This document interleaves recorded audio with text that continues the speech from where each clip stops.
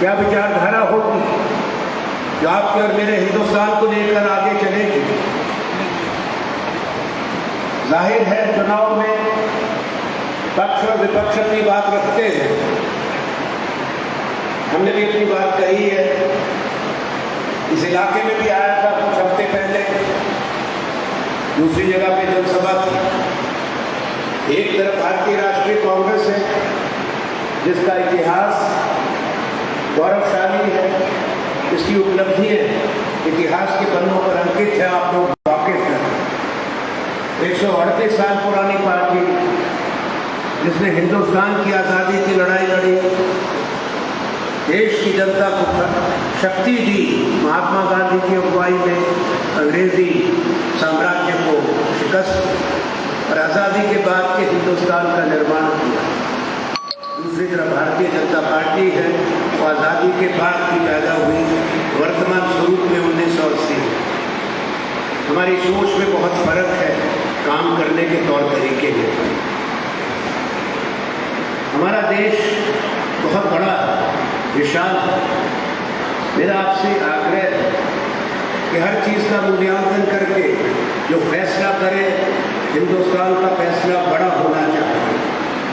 दुनिया देख रही है, दुनिया की सबसे बड़ी पंचायत भी देख रही है कि क्या होगा। इस साल कई बड़े देशों के अंदर चुनाव है। हमारे साथ दक्षिण अफ्रीका का चुनाव होगा, अमेरिका में भी चुनाव होगा, पर भारत के चुनाव का एक विशेष महत्व है क्योंकि हम भी एक बड़ा देश है और इस देश में जो हमारी पहचान बनी है दुनिया में, हर बड़े मंच पे हम शामिल थे। संयुक्त राष्ट्र संघ में आवाज़ है, G20 में भारत की आवाज़ है और वो पहचान बड़ी पुख्ता हुई थी जब हमारे प्रधानमंत्री डॉक्टर मनमोहन सिंह थे, जिनकी सलाह पूरी दुनिया ने मांगी थी। वो अपने हार्ट की सर्जरी हुई थी, उनकी बीटिंग हार्ट सर्जरी, तब भी गुजारिश की थी ओबामा ने और गॉर्डन ब्राउन ने। जब विश्व में वित्तीय संकट आया था, डॉक्टर मनमोहन सिंह को कहा कि आप आए, चुनाव चल रहे थे, पर वो गए 4 अप्रैल 2009 को लंदन में और वहाँ से हिंदुस्तान पर परचम उठा कि कोई इस देश की आवाज़ सुनना जरूरी है जब दुनिया में कोई संकट आए। आपको एक चीज जानना है,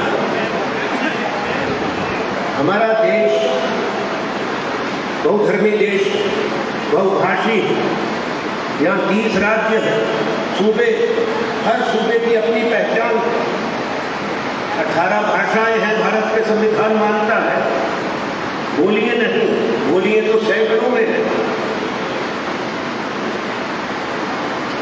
और आम सहमति से ये हिंदुस्तान आगे चला है। हमारे संविधान निर्माताओं ने उस वचन की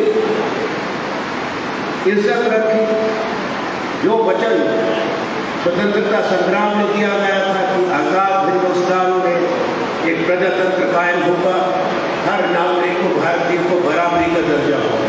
वो संविधान आपको देता है, आपके हक सुरक्षित है। चाहे आपकी कोई भाषा बोलते हो, हर भाषा का एक अपना इतिहास है। आप किसी भी क्षेत्र के हो,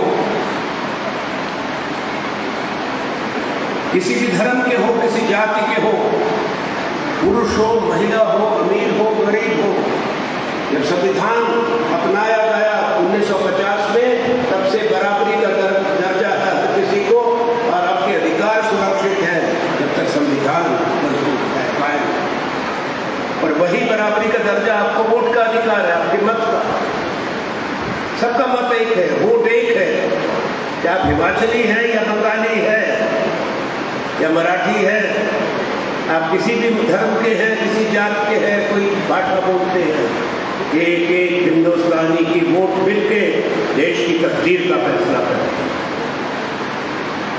पिछले 10 साल आपने देख लिया, एक तरफ कांग्रेस की सोच है तो भारत की विविधता को, भारत की शक्ति को पहचानती है, समावेशी है, हम सबको साथ लेकर चलने में विश्वास करते हैं।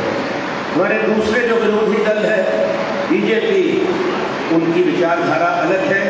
वो समाज में लकीरें खींचते हैं, राज्यों के अंदर लकीरें खींचते हैं, इलाके के नाम पर लकीर खींचते हैं, जबान के नाम पे लकीर खींचते हैं, जिससे आपका और मेरा देश कमजोर होता है। भारत एक गुलदस्ते की तरह से है, बगीचे की तरह से है। अब अगर एक सोच थोपी जाए, एक विचार थोपा जाए वो स्वीकार्य नहीं है। जिस तरह बगीचे में भी कुदरत भी इजाजत नहीं देती कि एक ही रंग के फूल लगेंगे, वो मौसम के मुताबिक है।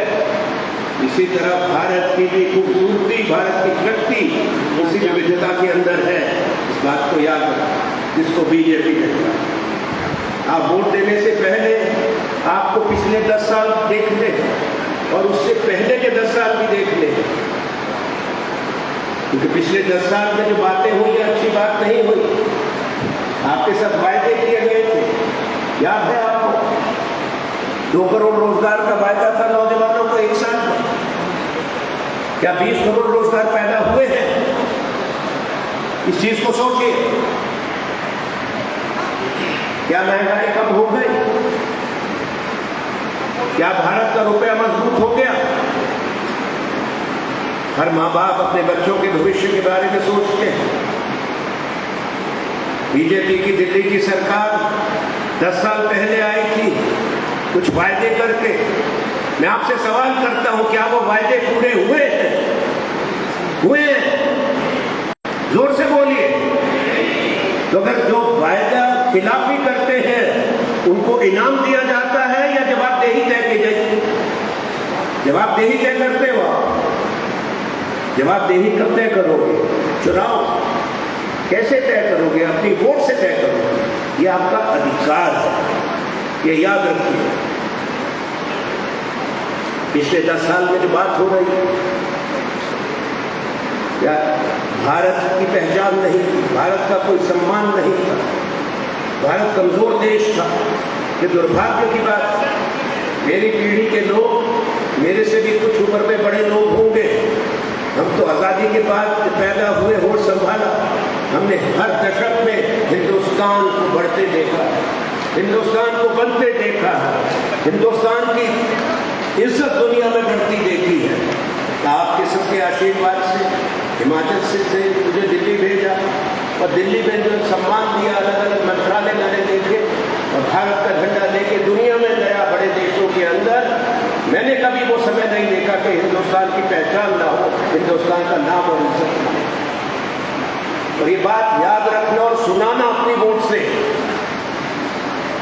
हिंदुस्तान एक प्राचीन देश तो है, पर आजाद भारत का सफर 16 मई 2014 को शुरू नहीं हुआ था, 15 अगस्त 1947 को शुरू हुआ था।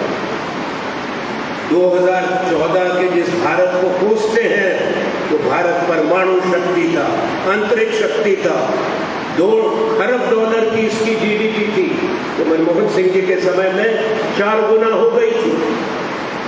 भारत पहला देश दुनिया का बना था। अभी पिछले 10 साल में 2 दुगनी नहीं हुई। ये भी याद रखो, नौजवान हो, पढ़े लिखे हो, यहाँ बुद्धिजीवी लोग बैठे हैं, माताएं बहनें बैठी हैं। फर्क है, क्या फर्क है? मनमोहन सिंह जी काम करते थे, अपनी मुनादी नहीं कराते थे, उनने शालीनता की, अर्थशास्त्री, बुद्धिजीवी। आज शोर ज्यादा है, वो असलियत को ढांप रहा है। उनके 10 साल में तुलना कर लें आप वोट से पहले। जब प्रधानमंत्री मनमोहन सिंह की सरकार, जिसमें मैं कैबिनेट मिनिस्टर था लंबे समय तक, सोनिया गांधी जी हमारी अध्यक्षा थी यूपीए की, क्या बड़े काम हुए थे। 18 करोड़ से हिंदुस्तानी गरीबी की रेखा से बाहर निकाल दिए गए थे। जो एमपी एमएलए को हक होता है सरकार से सवाल करने का, वो आप लोगों को दे दिया सूचना का अधिकार कानूनी बना के गरीबों के लिए, ताकि उनको सुनिश्चित कर दिया मनरेगा से रोजगार गारंटी। तो मनरेगा लाए, खाद्य सुरक्षा का अधिकार लाए, कानूनी शिक्षा और स्वास्थ्य का कानूनी अधिकार दिया। ये सोचिए अभी महामारी आई थी कोविड की, अगर मनरेगा ना होता, अगर खाद्य सुरक्षा का अधिकार नहीं होता, तो गरीब और मजदूरों को क्या होता। यहाँ तो 45 लाख लोग मरे थे। आपने वो खौफनाक दृश्य देखे। इन चीजों को याद रखना चाहिए। इतिहास जब लिखा जाएगा तो डॉक्टर मनमोहन सिंह प्रधानमंत्री और कांग्रेस की सरकार के 10 साल स्वर्णिम अक्षरों में लिखे जाएंगे, और ये पिछले 10 साल जिसको ये अमृत काल कहते हैं, वो अन्याय काल के रूप में लिखा जाएगा और याद किया जाएगा। जहां हकतलफी हुई है, ज्यादतियां हुई हैं, हमारे करनाटक किसान पर ज्यादती हुई, आप सब पर ज्यादती हुई। ये गलत फैसला जो नोटबंदी का था, 48 दिन तक हिंदुस्तान के लोग बैंकों के बाहर खड़े होकर अपने पैसे के लिए भीख देश की कलंकित कर दिया था कि इतनी बड़ी अर्थव्यवस्था हिंदुस्तान की काले धन पर टिकी है। कहा था ना, अपराध का पैसा है, चोर बाजारी का पैसा है, सारा पैसा ठीक और खराब। फिर जिनके पास नकदी थी, किसके पास नकदी नहीं होती, खास तौर पे हमारी माताएं बहनें थोड़ा सा अपने कपड़ों में पैसे बचा के रखती हैं, चुन्नी में, शॉल में, साड़ी में, सलवार कपड़े अटैची में रखती हैं। पति 100 रुपये देकर 20 बचा लेगी पूरे वक्त के लिए। हमने देखा अपनी दादी नानी माँ सबको बचाते हुए। आप ठीक कह रहे हो, वो भी पैसा बदलवाने में कितनी दिक्कत हुई। तुगलकी फरमान था, कितना बदलवा सकते हो, उसके लिए भी 10 स्पष्टीकरण दो, तो मंजूर नहीं। याद रखना वोट के टाइम में क्या किया देश के किसान के साथ जो हुआ। अन्नदाता गलत कानून लाए, इंसाफ मांगने के लिए दिल्ली चला, प्रजातंत्र में हक है सबका अपनी सरकार से गुहार लगाने का, न्याय मांगने का। क्या किया था किसान के साथ, दिल्ली को छावनी बना दिया था, खाइए खोद दी गई थी, भाले लगा दिए थे, कंटीले तार लग गए थे, सैकड़ों किसान मर गए। किसी से माफी मांगी कभी, कोई खेद व्यक्त किया।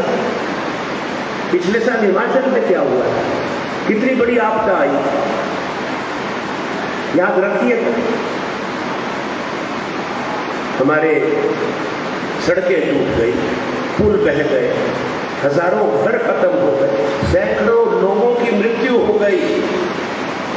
राज्य की वित्तीय हालत अच्छी नहीं थी। मुख्यमंत्री सुखविंदर सिंह सुक्खू जी, जो एक साधारण परिवार से उठ के आज मुख्यमंत्री बने आपके आशीर्वाद से, इनके साथी मंत्री विधायक, इन्होंने लोगों को सांत्वना दी, हर जगह पहुंच कर आंसू पहुंचे, 4,500 करोड़ का राहत पैकेज दिया, मकान बनाने का मुआवजा 1.5 लाख से बढ़ा के कानून बदल के 7 लाख कर दिया। बधाई की बात है, क्योंकि इनके हृदय में करुणा और संवेदना। तो दिल्ली की सरकार ने क्या किया, प्रधानमंत्री जी कल आए थे, माननीय प्रधानमंत्री, आज माननीय गृह मंत्री भी आए और लोगों को भ्रमित कर रहे हैं कि हमने तो हजारों करोड़ रुपया दे दिया। हमारे चुनाव के बताएं किस हेड में दिया और कब दिया, किस तारीख को दिया। हिमाचल को पैसा नहीं दिया गया राष्ट्रीय राहत आपदा कोष से, इसको नेशनल डिजास्टर, राष्ट्रीय आपदा घोषित नहीं किया। आप निकाल के कागज देख लीजिए। मुख्यमंत्री गए, सरकार ने लिखा, हम सब लोगों ने मांग की, भारतीय राष्ट्रीय कांग्रेस के अध्यक्ष मल्लिकार्जुन खड़गे ने, राहुल गांधी ने, सोनिया जी ने, इसको राष्ट्रीय आपदा घोषित करो, हिमाचल को मदद करो। कोई मदद नहीं की। अब चुनाव के प्रचार में पहले प्रधानमंत्री, फिर गृह मंत्री जी आके कहते हमने तो दे दिया। वो ऐसा ही दिया जैसे 2 करोड़ रोजगार दे दिए, हमारी माताओं बहनों के बैंक अकाउंट खुलवा के 15 लाख रुपए जमा होंगे, ये वैसा ही किया हिमाचल को। अब जो इस तरह का अन्याय करे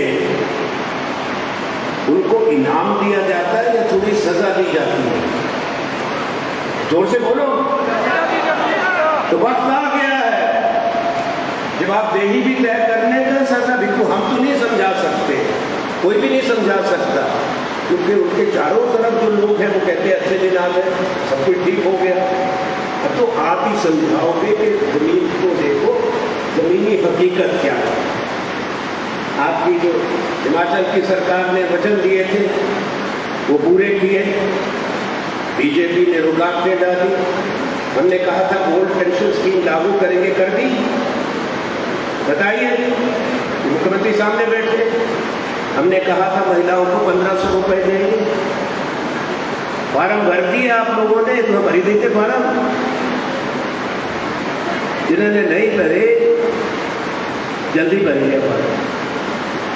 ये आचार संहिता खत्म हो जाएगी 4 जून, 3 अप्रैल ते मई ले 3000 तुम्हारे खाते फिर उसके बाद हर महीने 1500। दूसरी बात इससे जुड़ी, हमारा न्याय पत्र आप तक पहुंचा, हमारा मैनिफेस्टो बताओ, उसमें हमने महिलाओं के लिए क्या लिखा है? कांग्रेस पार्टी ने हम गृह लक्ष्मी योजना ला रहे हैं, गृह लक्ष्मी योजना। उसमें हर आर्थिक रूप से कमजोर या गरीब परिवार की महिला को बिना भेदभाव के 1 लाख रुपया देंगे, यानी कि 8,500 रुपया महीना